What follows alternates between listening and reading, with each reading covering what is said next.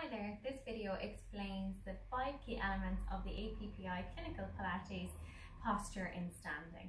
So we start standing up on our mats, we bring our feet together and then we walk our heels apart and our toes apart. When you look down, what you want to aim for is that your toes and your feet are pointing straight out in front. Sometimes for whatever reason and numerous reasons we might stand in a little bit of external rotation. You might find one foot does it or one hip does it, but for our Pilates practice, if you can, we want to aim to have our feet pointing straight out in front.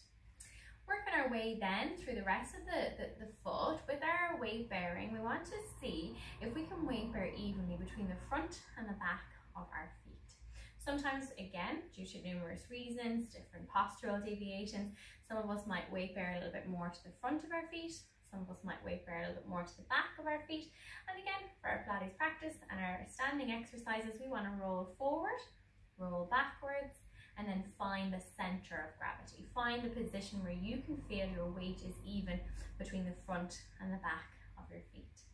We spread our toes out and apart, and then also make sure that we're weight bearing evenly between both sides of our feet, as well as from front to back. So for example, if you lean a lot onto the inside of your feet, you might tend to roll your ankles inwards. So for Pilates, let's try and keep the weight even between our big toe and our little toe and our heels. So front to back, side to side. Then working our way up through our bodies, the next step we want to look at is our knee positioning. So with our knees, we'll try and soften the knees a little bit, slight soft bend, and make sure we're not locking the knees out throughout the standing Pilates exercises. Working our way up then, and with all Pilates classes and all Pilates elements, we want our pelvis to be in neutral.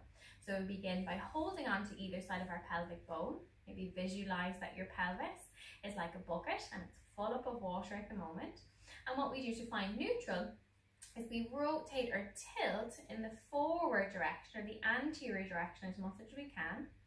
And then we rotate backwards or tilt in the posterior direction. So that's quite challenging to do, particularly if you're new to Pilates. That's something completely new to learn. We need to have a lot of body awareness for this and nice mobility too. So it takes a little bit of time to learn that key element, and it's probably one of the most important ones. Keep practicing and I'll show you from the side. So we have our nice weight bearing through the feet, we have our soft relaxed knees, and then it's just the pelvis that we move in that forward and anterior direction as if we're spilling water out the front of the bucket, and then we rotate and tilt backwards in that posterior tilt direction, spilling water out the back of the bucket.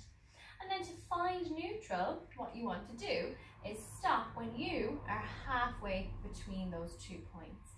Imagine that your bucket of water now is level and there's no water spilling out in either direction. And that's our pelvic neutral position. It's the position that we start off in for every Pilates exercise, or most of them anyway. Standing, lying down, on all fours, on the mat, on the reformer, whatever we do, we always want to find, or pretty much most of the time, we want to find neutral. So we've got our foot alignment, knee relaxed, relaxed position, pelvic neutral. We work our way up. Next thing is that our ribs are really relaxed. Our ribs are just settling over our pelvis, not flaring up and outwards. We're keeping them down and relaxed. And there's numerous reasons why we see these deviations in our posture. There's no right, no wrong posture. Correct posture is a myth, but for Pilates, we want to have these things in position if we can. Let's then go further on up, and the next thing we look at is our shoulder positioning. We want to maybe avoid any rounding, any excess tension to the front of the chest, maybe that we have from stress in our daily lives or repetitive positions at work and whatnot. So let's open our collarbones at the front, smiling through the front of the chest.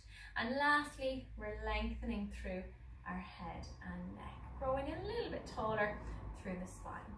And that's you in your Pilates rest position, ready to begin any standing Pilates exercises, just to set your center muscles and start your movements then.